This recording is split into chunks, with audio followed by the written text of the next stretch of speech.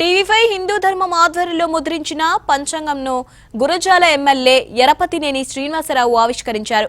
Chairman BR Naidu ఆధ్వర్యంలో నడుపుతున్న channels పేదల పక్షాన నిలుస్తున్నాయన్నారు. టీటీడీ చైర్మన్ గా సామాన్య భక్తుల కోసం ఎన్నో మార్పులు తీసుకొచ్చారని తెలిపారు. అలాంటి వ్యక్తిపై వైసీపీ నేతలు బురద జల్లాడని ఎరపతినేని తప్పుబట్టారు.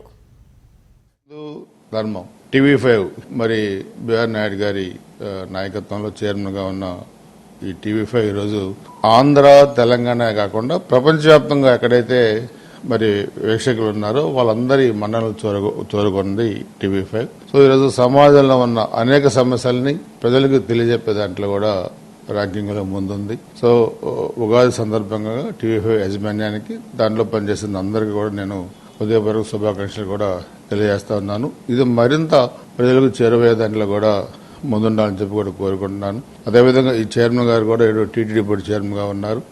మేము కూడా ఎందుకంటే ఆయన వచ్చిన తర్వాత టీటీడీని ప్రక్షాళన చేసే దిశలో ఆయన అనేకమైన ఆరోపణలు చేస్తా ఉన్నారు. ఆయన మీద కూడా ఆ ఆరోపణ కూడా తీవ్రంగా ఖండిస్తా ఉన్నాం. బురద కార్యక్రమం వీళ్ళకి అలవాటు వైసీపీ వాళ్ళకి టీటీడీని అపవిత్రం చేశారు వీళ్ళు.